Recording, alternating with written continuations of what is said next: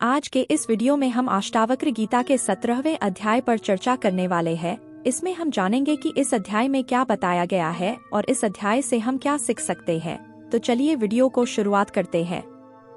अष्टावक्र गीता के 17वें अध्याय में महर्षि अष्टावक्र ने आत्मज्ञान की महिमा और आत्मा की वास्तविकता को विस्तार से समझाया है। इस अध्याय में यह स्पष्ट किया गया है कि आत्मा कैसी है, उसका स्वभाव क्या है और वह संसार के संबंध में किस प्रकार की भूमिका निभाती है। साथ ही इस अध्याय में यह भी बताया गया है कि कैसे आत्मज्ञान प्राप्त करने से व्यक्ति को सभी प्रकार की समस्याओं और बंधनों से मुक्ति मिलती है। आइए इस अध्याय की गहराई में जाकर समझें कि महर्षि अष्टावक्र ने क्या कहा और इससे हमें क्या सीख मिलती है। 17वें अध्याय का मुख्य उद्देश्य आत्मा की वास्तविकता को समझना है। महर्षि अष्टावक्र ने राजा जनक को यह सिखाया कि आत्मा अचल, अनंत और अपरिवर्तनीय है। आत्मा का कोई आकार या रूप नहीं होता, वह शुद्ध चेतना है। यह किसी भी प्रकार के परिवर्तन से परे है और इसमें संसार की कोई भी वस्तु या भावना असर नहीं कर सकती। इस आत्मज्ञान से व्यक्ति को यह सीख मिलती है कि वह अपने वास्तविक स्वरूप को पहचान सके। जब व्यक्ति आत्मा की शुद्धता और अनंतता को समझ लेता है तो वह संसार की सभी समस्याओं और दुखों से मुक्त हो जाता है।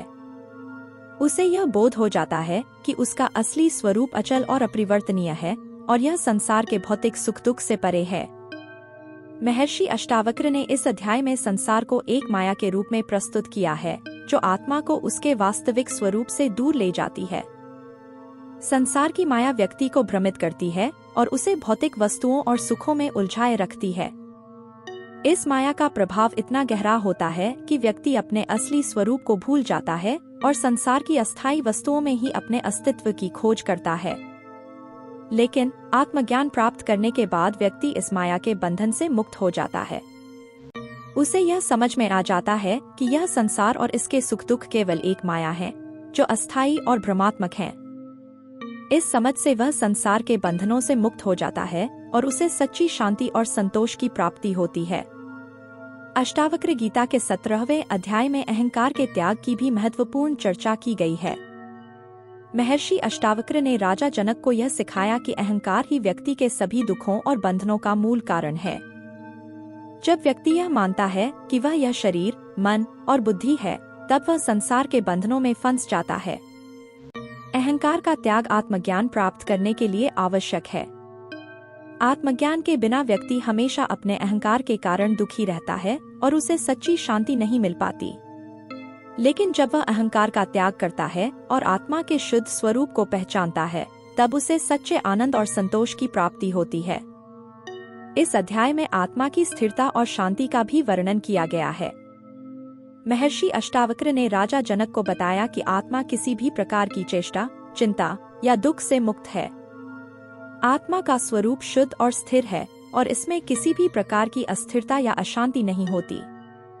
यह ज्ञान व्यक्ति को जीवन के सभी उतार चढ़ावों से ऊपर उठने की शक्ति प्रदान करता है। वह जानता है कि उसकी आत्मा संसार के किसी भी प्रकार के बदलाव या स्थिति से प्रभावित नहीं होती। इस समझ से वह जीवन की सभी परिस्थितियों में स्थिर और शांत रहता है। 17वें अध्याय का सबसे महत्वपूर्ण शिक्षण यह है कि आत्मज्ञान के माध्यम से ही व्यक्ति को मुक्ति मिल सकती है। महर्षि अष्टावक्र ने बताया है कि जब व्यक्ति अपने सच्चे स्वरूप को पहचान लेता है, तब वह संसार के सभी बंधनों से मुक्त हो जाता है। आत्मज्ञान प्राप्त करने के बाद व्यक्ति समझता है कि वह केवल यह शरीर या मन नहीं है, बल्कि वह शुद्ध चेतना है।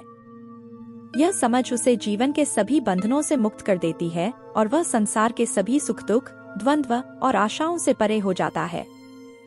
इस प्रकार आत्मज्ञान व्यक्ति को सच्ची मुक्ति की ओर ले जाता है, जो कि जीवन का सर्वोच्च लक्ष्य है।